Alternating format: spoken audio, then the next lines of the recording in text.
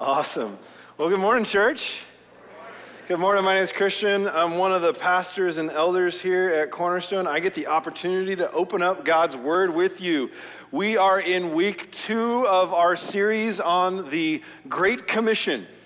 We're focusing in Matthew chapter 28, the last several verses in verses 18 through 20, where Jesus gives his commission to his disciples. And if you're a follower of Jesus, that's you, to devote ourselves to the making of disciples among all nations. So if you have a Bible, you can open up to Matthew chapter 28.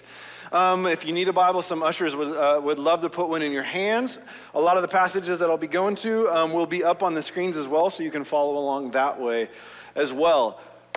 But if you were with us last week, I started out at the beginning of Matthew 28, walking through the chapter, seeing how this chapter begins with the resurrection of Jesus, his defeat of death to be alive forevermore, and then it culminates in these parting words that he has at the end of Matthew 28. And we saw how the commission to make disciples begins with this dramatic declaration that Jesus makes in verse 18, that all authority in heaven and on earth has been given to him. And it ends with an equally amazing declaration of Jesus in verse 20, that he is with us always until the end of the age. And there in the middle, bracketed by these two fantastic declarations of Jesus, is his command to us to make disciples, baptizing, teaching them. We're going to continue as we move through this series week by week to get into each phrase and unpack them. And what we're going to do this morning is really just focus our attention back there in verse 18 in this idea that, again, that Jesus makes, the statement that Jesus makes, that all authority has been given to him. And I want to piggyback it on another declaration that Jesus makes, another commission that Jesus makes in the book of Acts chapter 1. This in Matthew 28 happens on a mountain in Galilee, and sometime later on the Mount of Olives back in Jerusalem, Jesus gives a similar commission, again, repeating these ideas to his disciples in Acts chapter 1, verse 8. Here's what he says in Acts 1. He says, "But you will receive power when the Holy Spirit has come upon you. And you will be my witnesses in Jerusalem and in all Judea and Samaria and to the ends of the earth." We see in both of these commissioning statements given at two different times during this post-resurrection period of time that Jesus spent with his disciples, that both call them to a global mission. Make disciples of all nations, witness to the ends of the earth, witness, declare who Jesus is, what he's done, what he said, and call people to follow him.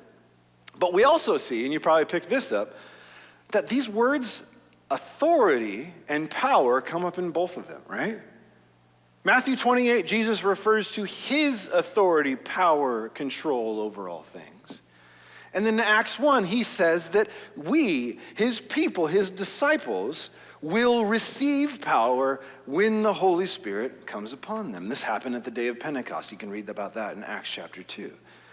But here's the point I want to zero in on today, because if we want to be faithful, if we want to understand and be faithful to the mission that Jesus has given us, we must think carefully about these ideas of authority and power, because Jesus says it's key to what he's given us to do. And this is important and worth our time to consider because, as I mentioned last week, the use of authority and power, you can't get a much more hot button issue in our world than that. People look at power, the use of power, the abuse of power, and they see that it's simultaneously, in some ways, the use of power is what's wrong with the world and also what we hope will make the world right again. We see, I would even say rightly, that many of the problems that we see in our world, locally, globally, nationally, come from the abuse of power by those who have it. And so we think in our minds, well, what will fix it is for the tables to be turned, for the oppressed to become or to rise up against their oppressors, but hopefully not become oppressors themselves, right? We have this idea, well, if we could just get the right people in power, they would be able to return things to the way that they used to be, in a more nostalgic idea of the way the world works. Or maybe a more progressive thing, if we can just get the right leaders in place, they will finally be able to move us where we should have been going all along if people who thought like me were in power. We often think about power as this struggle, something to be fought for, contested over. Fight the power. Give the power to the people. Get our guy in power, get their guy out of power. We're hardwired to see power as a struggle. Even though history has shown us that the more that we just treat power as this tug of war thing, it just repeats this perpetual cycle of violence and vengeance as, again, the oppressed flip the script, become the oppressors, and the situation really doesn't get that much better, just the cast of characters switch roles. Right? Here's the idea I'd like to throw out to you today.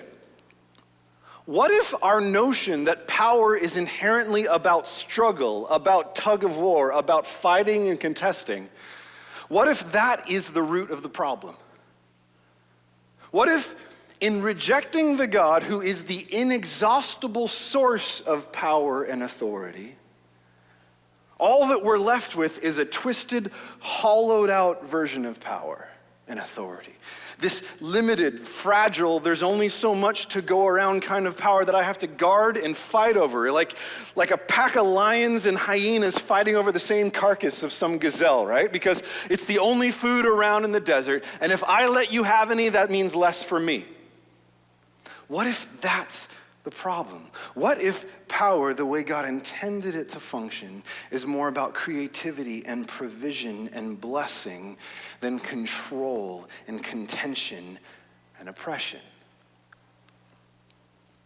To understand the good news that there is in Jesus' statement that he has all authority and even that he has power to give to us, we need to see these statements in light of the whole story. In light of the whole biblical story and the surprisingly good news that this story tells us about what power is all about. So that's what we're going to do this morning. We're going to start at the beginning. I'm going to try to walk us through the big scope of the biblical story and the way that these crucial ideas of authority and power happen. What did power look like in the beginning?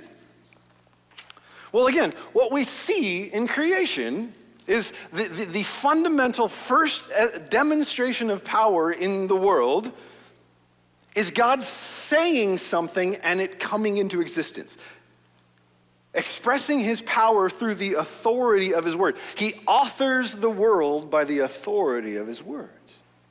In this world that breaks out from the speech of God. And we see this pattern throughout Genesis 1. God says, let there be light, let there be dry land, let there be, animals and fruit trees and all kinds of stuff like that.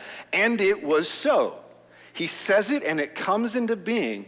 But God doesn't just stop at creating things. I love that last part, that you see this pattern in each of those days of creation. God says, let there be, and it was so. And God looks at what he made and he says, it's good. That last part is key. God doesn't just make things. He then assigns meaning and value and significance to the things that he creates. One author, a guy named Andy Crouch, he wrote this great book on power that I've been working my way through. He identifies two types of creative power that we see on display by God in creation. One is what he calls making stuff, just making things, right? But then the second one is this idea of making sense, assigning meaning, value, significance to the things that he makes. We see that God's power in creation is life-giving, that God doesn't just create inanimate objects, he creates a world that is teeming with the rich, diverse abundance of life. He creates creatures that to differing degrees are able to participate in the creativity and the fruitfulness of his world. Trees and plants that can reproduce seed that makes more plants and trees. Animals who are fruitful and multiply and move about and teem in the sky, in the sea, on the land. They become agents and actors in this world that God has made.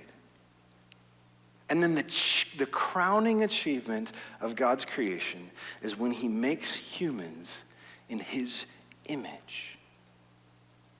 To relate to him, to represent him, to dwell with him. God doesn't just say there in verse 26, let there be. He says, let us make. Let us make. There is relationship in these words, in who God is. There is what I would say an usness to God that we learn here in Genesis 1. Now, again, we need the rest of the biblical story to help us understand what this usness about God is all about. And actually, one of the clearest statements of what this usness of God is all about is actually in the Great Commission. Did you catch it? Baptizing them in the name of what? Father, Son, Holy Spirit. This idea of the Trinity, that our God is three in one. But the main point I want you to see from here is that the God who created us is himself an us. Persons in community, in relationship, in fellowship. And the God who created us, who is himself a fellowship, created us for fellowship, relationship with him. And out of this usness of God creating us to join in that usness in this amazing relationship, he goes on and he says, here's why I'm doing this. Let them have dominion over the fish of the sea, the birds of the air. Let them join in the making stuff and making sense of the world that God has made. Verse 27. So God made man in his image, male and female, these different genders, sexes. And then, verse 28, God blessed them. And he said, be fruitful, multiply, have dominion. He gives them power, authority, dominion to rule over creation, not to exploit it for their own benefit, but to join him in the sense-making, stuff-making work that God himself does. And this power, this authority that God gives to humanity comes in the form of a blessing, something good, a gracious gift. With it, the ability to make more image bearers who can make more stuff and sense of the world. We see from the beginning that power is not some scarce resource that we have to fight over. It's abundant, able to be shared as it's used rightly. And with all of this, we come to Genesis chapter 1, verse 31, and it says that God saw everything that he had made, and behold, it was very good. Not just good, very good.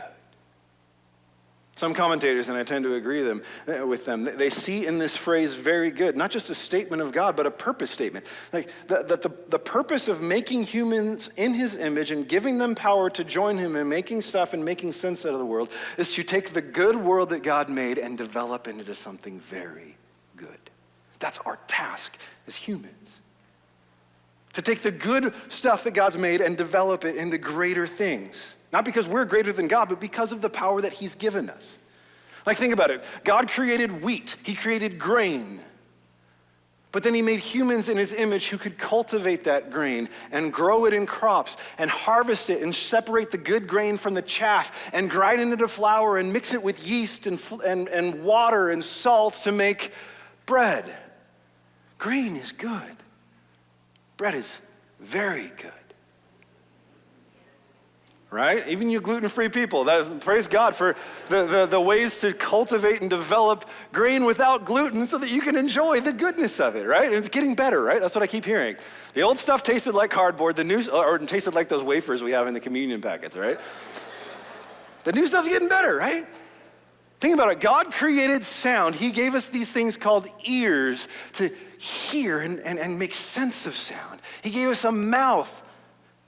He gave us all sorts of raw materials. And what do humans do? They take the raw materials of sound and things that make sound and they arrange it into rhythm and melody and amazing symphonic pieces of music. Whether you like Bach or you like heavy metal, there is beauty to be found in sound. Amen?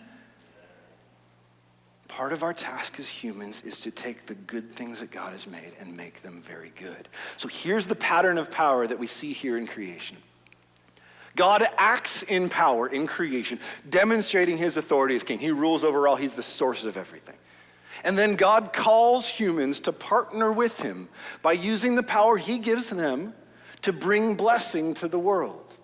This is the pattern, the way power is meant to work. In the beginning, power is not a scarce resource to fight over. It flowed from an infinite, omnipotent, all-powerful God bringing life and beauty and abundance, and it was shared by this God with those that he made in his image so that they might join him in multiplying blessing and beauty in the world. That sounds good, doesn't it?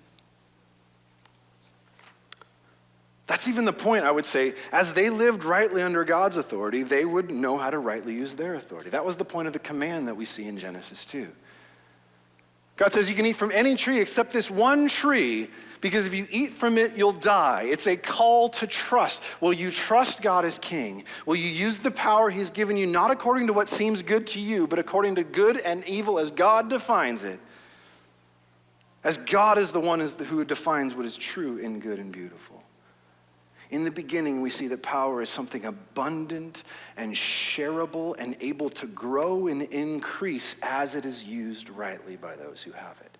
That's the beginning of power. And yet, where we see it all go wrong in Genesis 3, this serpent comes in. He challenges these very notions that power is abundant and shareable, that there's more than enough to go around.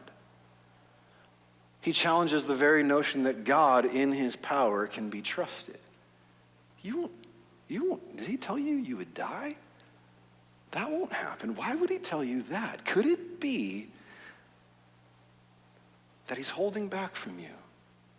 Could it be that he's actually concerned that you could figure out just how powerful you could be on your own apart from him? So he's put this tree here and told you can't have it to keep you from the power, the influence, the authority, the ability to determine good and evil from yourself independently from him. He introduces the lie there's not enough. He introduces the lie that power is something we have to contest for, that those in authority can't be trusted. You can wield God-like power on your own independently from God's authority if you break out from it. And in a way, we see there in Genesis 3 that Satan delivers on part of his promise. That's the thing about idols. That's the thing about false gods. They deliver on part of the promise, just enough to get you hooked. Okay, give me more and I'll give you less. Give me more and I'll give you less. Give me everything, I'll give you nothing. That's the way that this works. They believe a lie and it costs them dearly. Adam and Eve end up alienated from God. Their lives begin to fade away. They begin even to, as they seek to make stuff and make sense of the world, they encounter obstacles that they didn't face beforehand. Their entire experience changes from one of enjoying God's abundant provision for them and getting to join him in their creative calling to a life of scarcity, need, contesting, struggling, opposition, toil, loss, ultimately death. This is the bad news of power. The humans, in rejecting God as authority, don't become completely powerless. It's just that now we have to settle for this much lesser, twisted form of power than before. Our use of power becomes corrupt and complicated. We face obstacles, thorns and thistles that we didn't before. But even though humanity's ability has decreased, I would say this, our estimation, our view of our abilities has gone through the roof. Pride, arrogance, self-absorption, self-promotion drives our creativity, drives the things that we make, the sense that we make. And in many ways, it's a way of compensating for the reality that our authority has been decreased, so we overplay the things we do. In Genesis 11, we come to the Tower of Babel, and we see in some ways good human innovation. They take the raw materials of dirt that God made, they bake it thoroughly to make bricks. Oh, that's good innovation. Then they take those bricks and they make a city from it with a huge tower. They're making these amazing things from the raw materials that God has given them. But why do they do it? In Genesis 11, it says, let's build this great tower with its height to the heavens so that we can make a name for ourselves. They make stuff, but what's the sense they're trying to make? They're trying to prove their own worth, their own significance, make a name for ourselves, show off our greatness, give some tangible demonstration of how great we think we are, because the root is we're all really insecure about our worth and our value anyway, so we prop up these things to try to secure some sense of who we are in this world. Pride and arrogance not only motivates the things that we create, it also motivates the way we relate to each other, the way that we often use others, other image bearers, to enhance our own status and accomplishments. This is what drives bullies. I feel really fearful that I don't matter in this world, so I'm going to beat up on those smaller than me so that way I can at least feel important compared to them. I can feel powerful in relation to them. It's why we brag, trash talk. We seek to exalt ourselves over others, try to prove to ourselves and others how significant and powerful we are because we all know deep down we've lost something and we're grasping for it. Or we use our power to exploit others, to keep them under our control because we're afraid of what they might do to us if the tables are turned. One of the most pivotal stories in Scripture, the Exodus from Egypt, we see that this is what was behind Pharaoh's use of his power. We read in Exodus chapter 1 that the reason why Pharaoh enslaved the Israelites was because he was afraid of them. He saw how much they were multiplying, getting bigger. They were having babies like crazy. And he goes, if they realize how powerful they can be on their own, they'll turn against us. So before they get any stronger, I'm going to use my strength, my power, my authority as Pharaoh to enslave them and put them to false labor. Hard labor, not false labor, hard labor. He launches a preemptive strike. I'm going to strike them down with my power before they can even challenge me for this. Then he goes further. He tries to grasp at even godlike authority over life and death by commanding the Israelites to take their male children and throw them in the Nile River to kill them. This is grotesque. This is evil. This is the dark side of fallen human power that we've seen play out far too often in our history. We see it on the macro level of kings and governments. We see it on the micro level of abusive spouses and parents, sexual violence, all the ways that humans try to gain power over others, to build themselves up in a way that not only destroys those under their authority, it distorts us. When we use power in a perverse way, we are perverted by it. This is the bad news of power. And yet in both of those two stories that I referenced, the Tower of Babel, the Exodus, in the midst of the wicked ways that we use authority, God demonstrates the same pattern that we saw in creation. He acts in power at Babel. He confuses the people's languages and scatters them. And then in Genesis 12, he calls one man Abraham. He says, come, partner with me. Come join me. I have a plan to bring blessing to the world. Come with me. In the Exodus, God acts in power through these 10 amazing, mighty acts, these plagues, showing his power over and against Pharaoh and all the gods of Egypt. And he redeems the Israelites and brings them to himself and says, come, partner with me to bring blessing to the world. See, when we took a wrong turn, God's plan didn't change. He's still going to have a group of humans that he's going to partner with to bring blessing to the world. That's what he's been after from the beginning. And he's going to get there. The sad part is you know the rest of the story. Just like Adam and Eve in creation, God called Abraham and the Israelites to trust him and walk with him. And just like Adam and Eve in the garden, Israel repeatedly turns to other voices, other gods, other authorities for the power, the control that they need. Or they trust in their own abilities to make something of the world instead of trusting God. And then, just like Adam and Eve, the Israelites end up exiled from their home, enslaved to corrupt human authorities just like they were to Pharaoh. Except this time, ironically, the two stories come together because where did the Israelites go off into captivity? To Babel itself. Babylon. And yet it's there, enslaved to the emperors of Babylon, that God gives a vision to a prophet named Daniel that in such a poignant, powerful way both shows us what is so wrong about our use of power and what God will do to redeem it. In Daniel chapter 7, we won't look at it in detail this morning, but in Daniel chapter 7, here's what happens. Daniel sees these 4 monstrous beasts come rising up out of the sea in succession and walking over the land. And as he looks at these beasts and he tries to make sense of them, his first thought is they look kind of like animals that God created. Like one looks like a lion, the next one looks like a bear, the next one looks like a leopard. And yet, though they resemble something that God created, they're tweaked and warped and distorted. Like they have wings like birds, which lions and leopards and bears don't have. One of them has 4 heads. That doesn't seem right.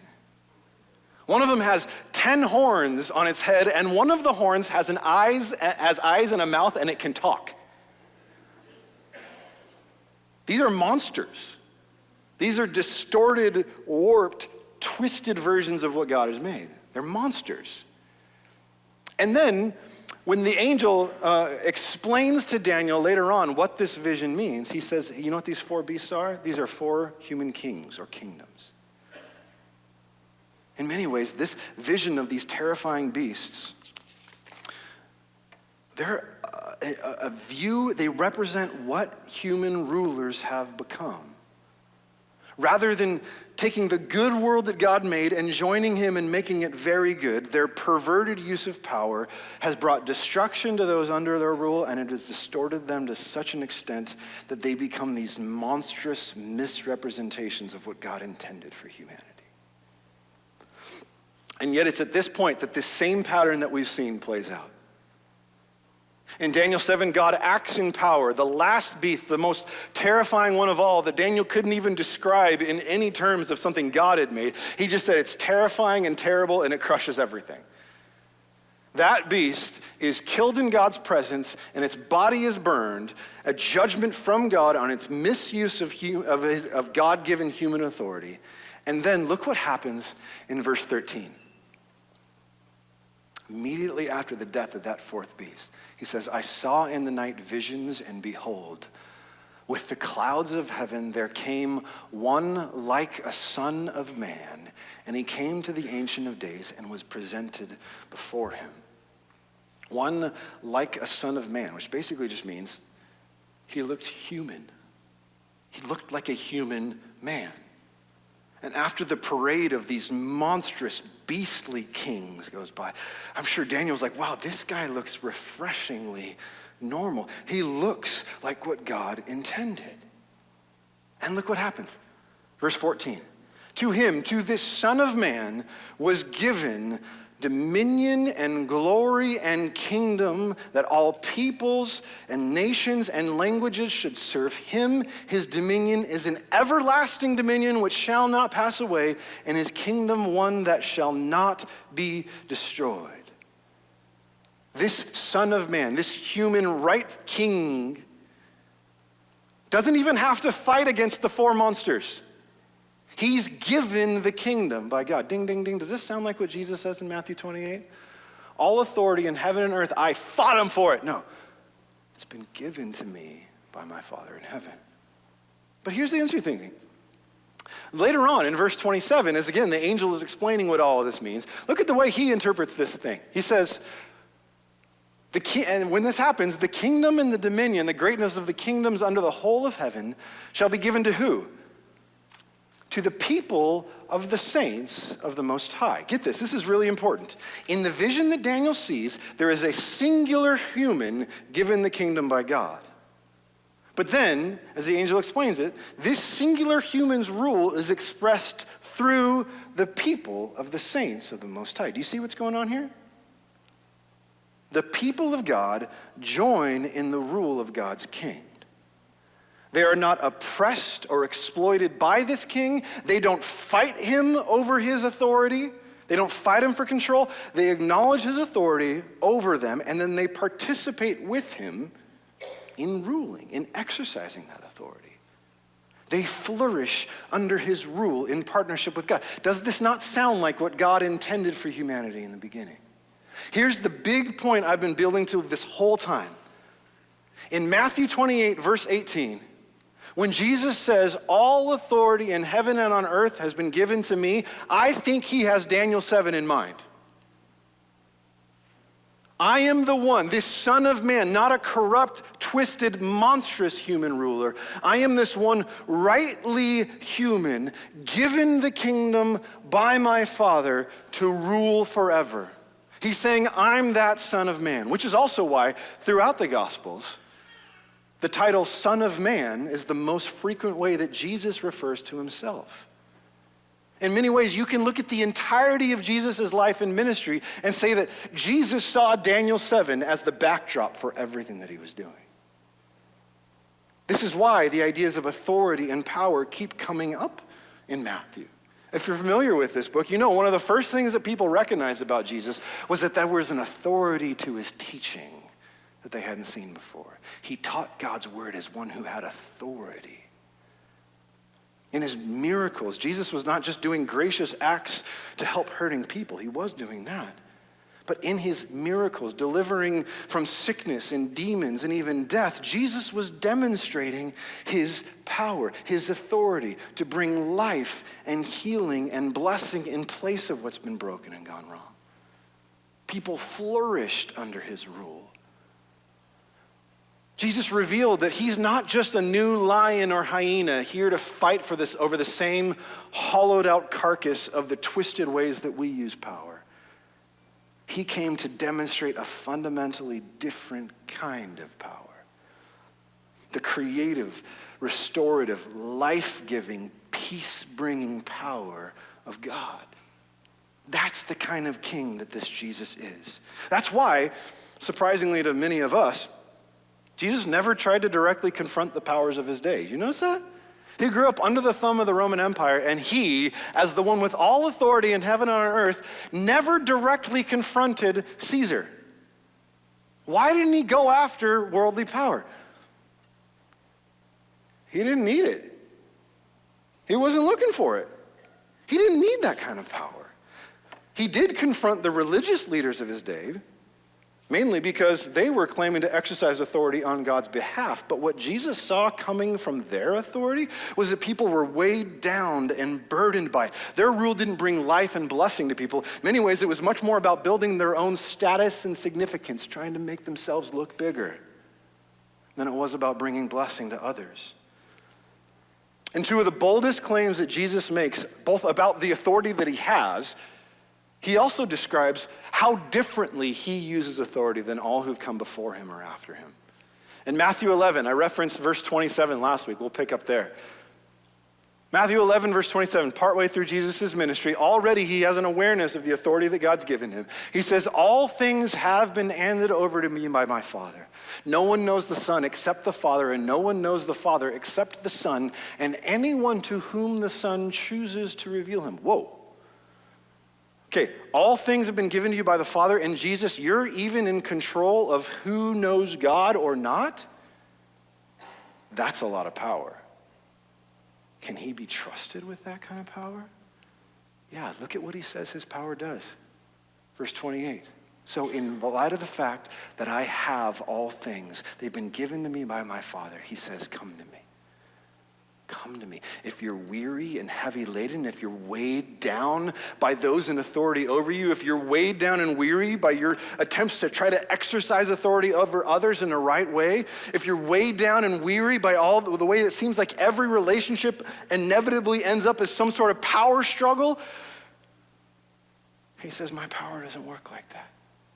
Come to me and I will give you rest. That's beautiful, isn't it? He goes on in the very next verse, verse 29, and he says this. He says, "Take my yoke upon you." That refers to the big wooden beam that would go over an ox so that it could be hitched to a plow or a cart. And all the strength and power of the ox could be used by a human to direct it in the right way. This idea of a yoke was often used in the Old Testament to refer to the rule of a king.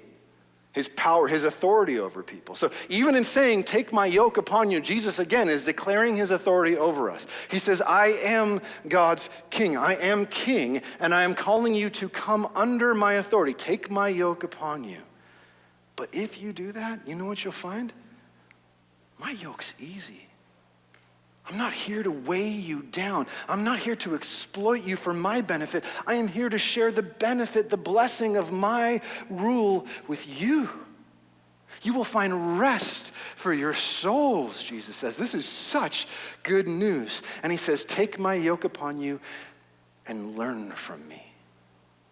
Learn from me. I'm your king, but I'm also your teacher, your discipler. I'm here to teach you how to use power in such a different way. Be an apprentice under me and learn from me this completely different kind of power and this completely different way to use power. Because you know why my power looks so different? Because yes, I'm king over everything, but what does he say there in verse 29? I'm gentle. I'm lowly of heart. You'll find rest for your souls. A few chapters later, two of Jesus' disciples come up. Actually, their mom comes with them to make a request. But basically what they're doing is they're jockeying for positions. They believe Jesus is king. They think the kingdom's coming. And so they're positioning themselves to be in places of power and authority and honor more than the rest of the other disciples. Can we sit on your right hand and your left hand when you come into your kingdom? They're trying to do a preemptive strike, right? Let's get the power before we have to fight for it. And when Jesus says to them, he says, man, first he says, you don't even know what you're asking for. You need a completely different calculus to understand the way that this works. A different paradigm to understand how power and authority work in my kingdom. And here's what he says in Matthew 20. He calls all the guys. He goes, I know you just wanted it between you and me, but I'm going to get everybody together because they all need to hear this. Because this is something you all need to work on. And we all need to work on. It says, you know that the rulers of the Gentiles, of the peoples, the nations, they lord it over. They lord it over others. Their great ones exercise authority in like a domineering way over them.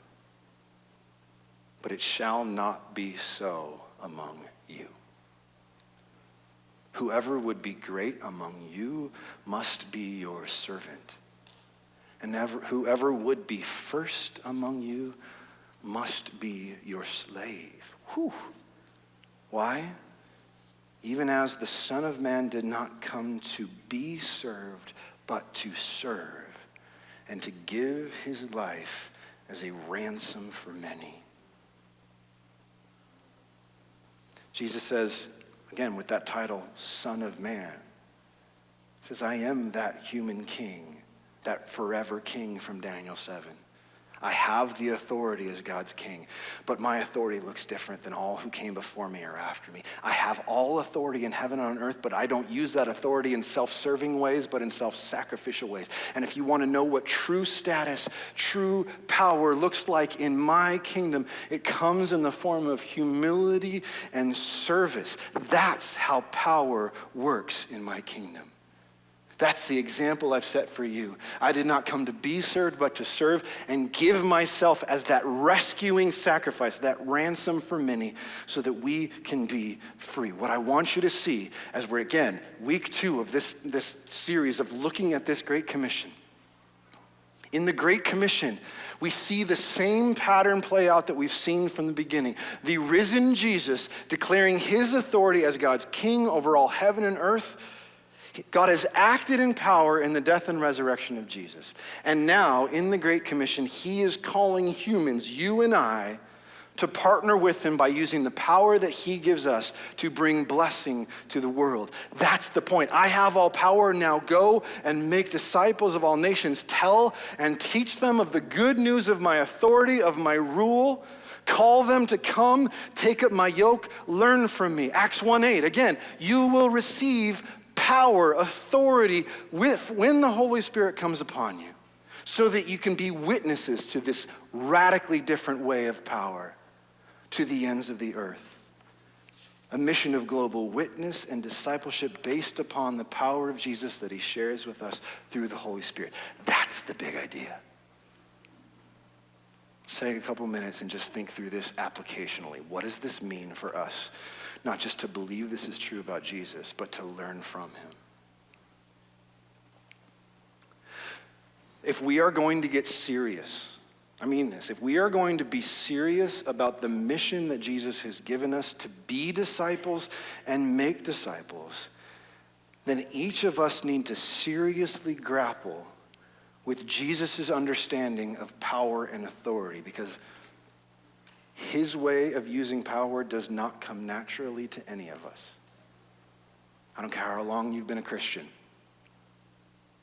So if we just apply the notions of power and the way that it works that we pick up from the world around us, from the movies we watch, from our heroes in history, if we pick it up from the way our parents did things or the way our favorite politician does things, we will miss Jesus' view of power and therefore misuse the power that he's given us.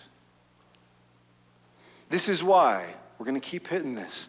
The Great Commission isn't just about our efforts to make disciples of others. It starts with our commitment to be disciples of Jesus ourselves, to be learners. The way that we learn to take Jesus' yoke of authority upon us and commit ourselves to learn from him, to use power that he has given us to service, to bring blessing and refreshment and rest to those around us like he did.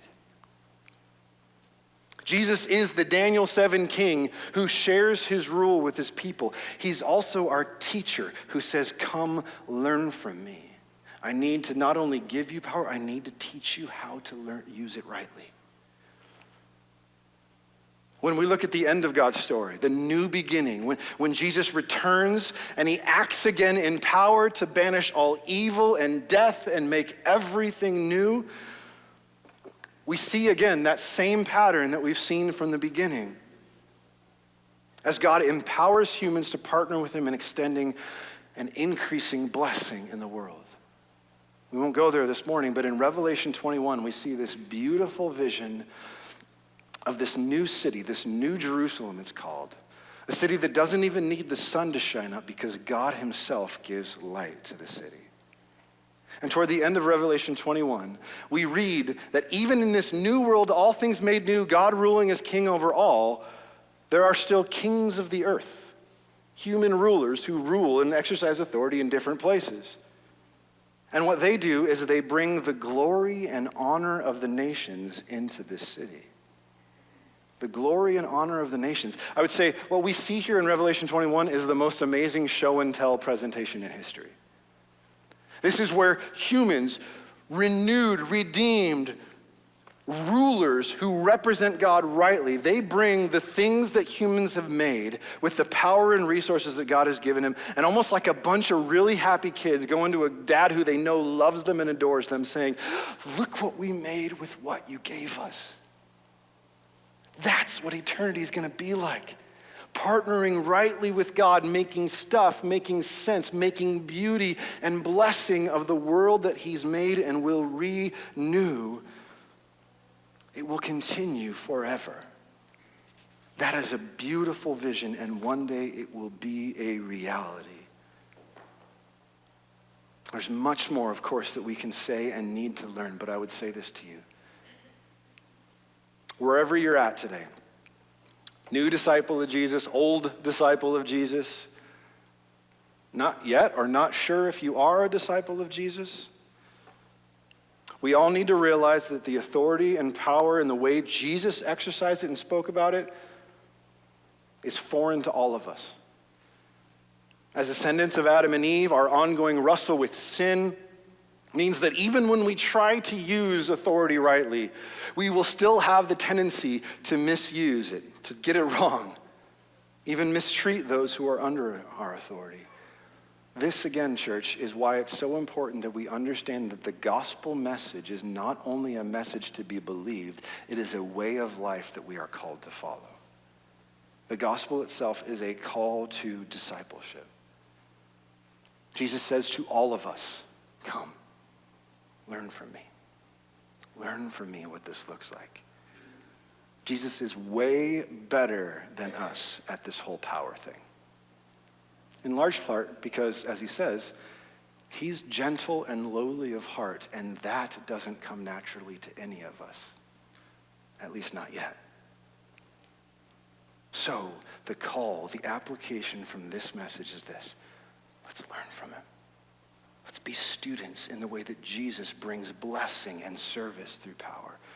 Let's find refreshment for our souls from Jesus, and then learn from Jesus how to bring refreshment to others as well. If you're weary right now in your life because you feel, again, like I've said before, that all your relationships end up getting consumed in some sort of power struggle, come learn from Jesus. If you're married, you and your spouse lock horns over this kind of stuff. It's always a fight, who says what and who gets to do what. Maybe you continue to lock horns and it feels like every conversation becomes a power struggle. Or maybe you've gotten to an even more advanced stage of that cancerous kind of relationship where you kind of just set up walls, like siblings that put a line of tape down the middle of the room and say, you stay on your side, I'll stay on mine. All right, you have your stuff that you get to do whatever you want with, and I got my stuff that I can do whatever I want with, and I won't tell you what to do with your stuff if you don't tell me what to do in mine. If that's the way your marriage looks right now, Jesus says, come, learn from me. I've got a better way. If you're a parent, or maybe a child still under your parents' roof, in the same way, you're seriously going, why does it seem like everything is a power struggle? Jesus says, come learn from me. There's a different way that this can work. Come learn from Jesus. If you're sitting here and you're going, okay, it's Sunday, I'm gearing up for work tomorrow, and I got to get ready because you know it's a dog-eat-dog world out there, and I got to be ready to fight for what's mine. Come learn from Jesus. Don't fight for the scraps of worldly power. Come learn from Jesus of the power and resources at your disposal to exercise his power in service and blessing to others. Listen to this one especially, because this is a huge temptation for all of us in our world right now. If right now the weariness in your life comes because you're consumed by politics, you're consumed in fretting over what happens if your party loses power or if the other party gains power. Hear me, please. I mean this. Step away from the carcass and come learn from Jesus. I said a couple times that we use power like lions and hyenas fighting over some carcass. That's what I mean there. But I would say maybe in our setting, our day and time, it's not so much lions and hyenas that fight for power as it is elephants and donkeys. But let them do it. If they want to fight and kill each other over some hollowed out, decrepit, rancid version of human power, we don't need it. If you are a follower of Jesus, again, let me say this, and you take seriously his commission to make disciples as the defining mission of your life, believe me when I say this, in order to accomplish that mission, we do not need the power of the executive branch, the legislative branch, or the judicial branch of the United States government. We don't need it. Again, like I said last week, be good citizens. Let's be good citizens. Let's faithfully steward our voice and our vote. And yet at the same time, remember, our ancestors in the faith in the early stages of the church, they were able to spread the gospel and make disciples throughout the Roman Empire and beyond without ever even having the right to vote. And even in the face of intense persecution from the human authorities over them, they still did it. They kept going. You know what that means? To make disciples, we do not need worldly power, and we do not need to fear worldly power. What we need is to understand the power that Jesus himself has and claims, and the power that he now shares with us through the Holy Spirit. Because the power that was unleashed at the resurrection of Jesus Christ, the power that was unleashed on the church at the day of Pentecost when the Holy Spirit came, is still 1,000% sufficient for the mission that Jesus has given us. Amen? If that's the case, then let's go for it. Let's go for it, church. Our God has acted in power. He has called us to partner with him through the Holy Spirit. He has given us all the power that we need to engage in the mission to make disciples to the ends of the earth. The question is whether you and I will seek to be faithful partners with him. Would you pray with me?